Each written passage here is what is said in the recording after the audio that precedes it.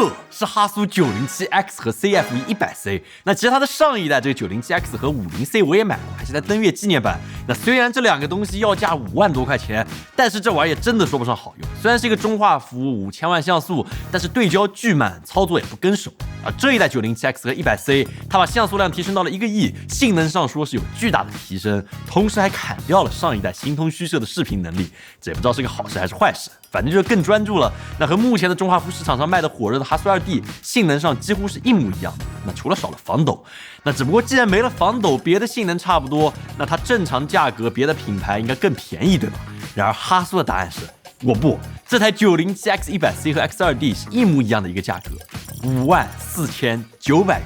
这题呢就让人有点摸不着头脑了，对吧？难道我真的要为这个外形来爆一点小金币吗？那我会说，这确实是一个事实，但这个外形除了用来看，它也确实还是有些东西的。那一句话来说，就是它可以模块化的拼装，而且有很多的拼法和玩法。我们很少评测拍照的相机，但现在公司里面进了好几位摄影的小伙伴，他们对这台相机是爱不释手。所以我们还是来聊一聊这台最美中画幅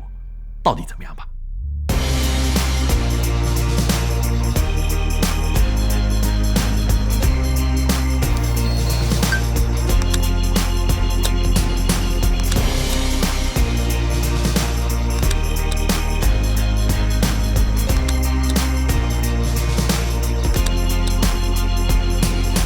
哈苏的设计，我觉得一直是毋庸置疑的。这套来源于哈苏20年前发布的903 SWC 的外观是真的优雅。那只不过之所以这个机身看起来和谐，也是归功于它砍掉了大部分的 I/O 接口还有按键，一个快门键，一个自定义波轮还有按键，屏幕下的5个按键，一个 Type-C 接口，就构成了它外部的所有 I/O 接口还有按键。而且由于 X2D 的机身构造是不一样的，有 907X 100C 的时候，你会是这样握着它去拍照，用波轮还有自定义按键，你可以去调节参数，这反正就是一个很有意思、很有仪式感的拍照体验。那只不过这个机位一高，由于屏幕角度的限制，你会不太好取景，这也是 X2D 会有的毛病，并且在高拍的时候，这 907X 反而会更加不优雅一点，有种相机随时可能会掉下去的感觉。那另外一个和 X2D 一样的点就是卡槽，它从 50C 的双卡槽变成了单 Type B 的卡槽，也有了1TB 的机身内部存储，所以哪怕你忘记带卡，依旧能够拿起这个相机优雅的拍起来，还是挺不错的。那只不过这个外观虽说挺好看的，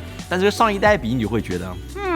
这不知道是和哪一个供应链管理大师学的。如果我不说，你大概率是分不出哪台是 50C， 哪台是 100C。那不过虽然在外观上面两者没有区别，但是在内部接口上 100C 因为不能拍摄视频，所以砍掉了麦克风还有耳机接口，机身顶部多出了一个热靴触点，传感器也从5000万像素升级成了这块 X2D 同款的1亿像素，4433比例的中画幅传感器相比全画幅的面积大了大概70%，进光量也会多70%，只不过和这个全画幅镜头的裁切系数会变成一个负的，也就是 0.78。像我很喜欢这颗55毫米的镜头，其实它的视角相当于全画幅的43毫米左右，视角会更加的广一些，能带入更多的环境。那配合中画幅的前景深以及这个 HNCS 这个哈苏自然色彩科学，虽然网上都说色彩科学是玄学，但是当你把哈苏和别的相机的直出来对比一下，你能看出区别吗？我个人感觉上是哈苏的色彩就是会更加还原人眼看到的画面的感觉，不会牺牲画面中某个主体的色彩准确度，那也不会只适用于某个场景。总的来说，拍出来的照片确实都还挺自然的，并且由于1亿像素的裁切空间很大，你能使用机身本身自带的各种画幅比例去拍摄你的照片，这些都是我们非常喜欢的点。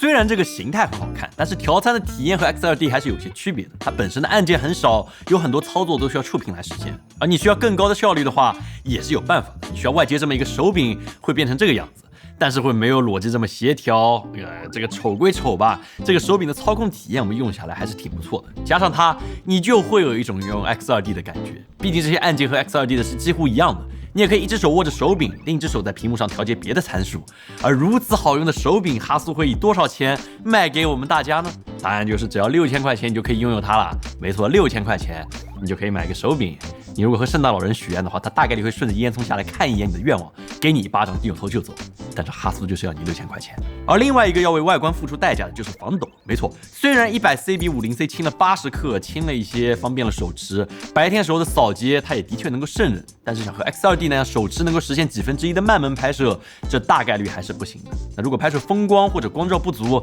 你得老老实实上脚架，就会有一点遗憾。另外一个我觉得会有点遗憾的点就是电池方面，这次 100C 采用了和 X2D 一样的3400毫安时的电池，但在之前 X2D 的评测里面我们就有说过，这台机身的续航表现其实并不算优秀，如果温度高一点的话，机身你会明显感到有一点发热，续航也会打折，所以哪怕只用这台相机来拍照，一天大概率也会用2到3块电池，所以不算特别够用。而且这个电池本身也不便宜，要979元一块。我会希望这个机身 C 口能够支持 PD 快充，这样续航的体验会更阳接一些，但是目前是没有的。那屏幕 100C 这次依然是3.2寸的屏幕，虽然比 X2D 小了一些，但素质上是没有阉割的，触控是灵敏的，显色是精准的，菜单是简约的，也可以向上翻转90度，形成这么一个经典的腰屏造型。那本身这台机器也有着和 X2D 一样的对焦性能，支持相位对焦，还有人脸识别。那实际使用过程中，哪怕光照不足，人脸识别也还是挺精准的，只不过没法像索尼那些带 AI 对焦的机器那样来识别其他的主题，而且拍摄风光的时候，对焦框会显得太小，你需要在屏幕上点来点去才能对上，这会有点难受。但总的来说，这个对焦表现相比上一代是一个天与地的区别，基本上还是能够做到指哪等一会儿打哪的这个效果的。因为菜单本身很简约，100C 本身的使用门槛我们发现是非常低的，反而不像所有人想的那样，相机卖的贵应该会更难用。至少我们和索尼、佳能、尼康的相机都放下来比了一下，发现它都不一样。不用你到手后花半小时设置参数，你直接是小白拿起来也能够拍摄，几分钟之内就能够上手，然后就能立刻感受到这个1亿像素带来的震撼。